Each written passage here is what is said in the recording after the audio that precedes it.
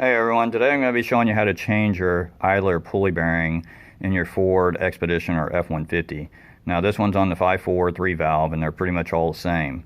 Now each truck is going to be slightly different on the intake. Some of them you got to unbolt and some you don't have to. This one here on this Expedition, there's no bolts hanging onto it. So basically you'll just pull back on the intake and pop it up out of the hole and push the intake up out of the way, and then you can see the idler right there, and then there's another one on this side.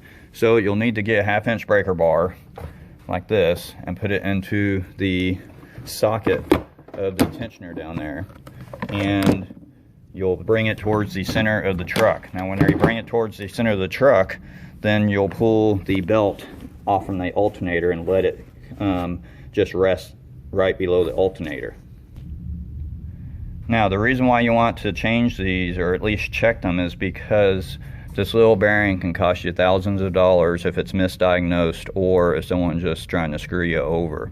So once you let that belt loose, just like I said, rest it right under there, then you can turn the bearing. That one sounds good. Okay, now this one is a little loose, and I'm not sure if you can hear it, but there's a slight ticking noise in there. So you want to take a 13mm ratchet or wrench and take the socket out, or take the bolt out of the center of it.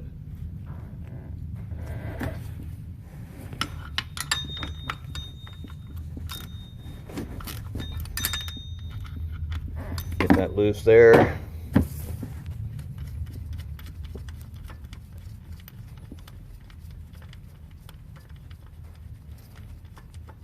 And once you get this bolt out, the pulley will slide right off of the timing cover, just like that. Now I'm going to show you, this is the pulley that came off from it. I'm going to put it on a timing cover that I have sitting on the ground so I can spin it a lot faster so that you can hear it. You hear that tapping noise? That gets misdiagnosed all the time as a rod knocking inside the engine because it vibrates through the block. Now all you got to do is take this pulley. You can either replace the whole thing, go down to your local auto shop and or auto parts store and get the whole pulley. Now the whole pulley would cost you about $20 for the store brand and probably around $50 for the actual Motorcraft. Or you can just change the bearing out. If you take it down to the local bearing shop, they'll see that number that's on the side right there, and they'll match it up with two different pulleys or two different bearings or however many they got. This is two different qualities, exact same bearing. This one is a 90-cent bearing from the bearing shop. This one costs $2 and something. The $2 one is a better bearing. It has a rubber seal around it to keep all the dust and the moisture out. This one has a metal cover, but that's the one I'm going to be putting in today to show you for an example. Now you can use a hammer to bang this bearing out, but I like to use a press. You bring it over, get you a little sleeve so the bearing falls down in there. Turn it over upside down because the bearing comes out from the front, and get you a socket or something that fits in the center, and then you'll press it out. Now you can see how easy that's coming out. Now they don't always come out this easy. Make sure that you get on some safety glasses in case it does pop or something falls on you. But you will see the bearing setting off there, and then you can flip this back upside down, get your new bearing. Now you can put the new bearing in with a socket the same way that you took it out, but a lot of times it turns sideways on you, so it's better to use something that's the outside diameter edge of it. Like I use this, it's a axle tool for like a 250 350 truck, and the diameter is absolutely perfect for the bearing. So you'll slide that back under there, get a nice good surface for it. You'll press it back in. You can see the bearing going down in there. Okay, now it has bottomed out. You don't want to press it too hard because you can actually warp the pulley whenever you do this.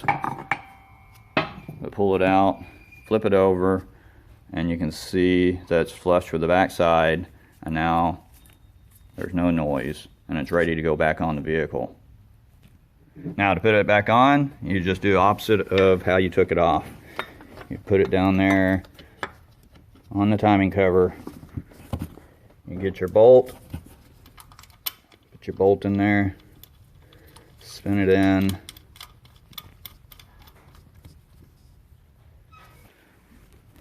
Then get your ratchet, tighten it up.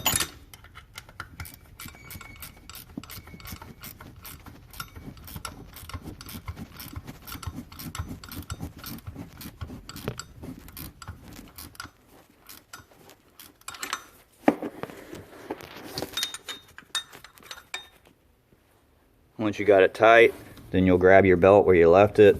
You bring the belt back up, and you'll leave where you left your bar at. You'll release the tension on the tensioner and put the belt back over.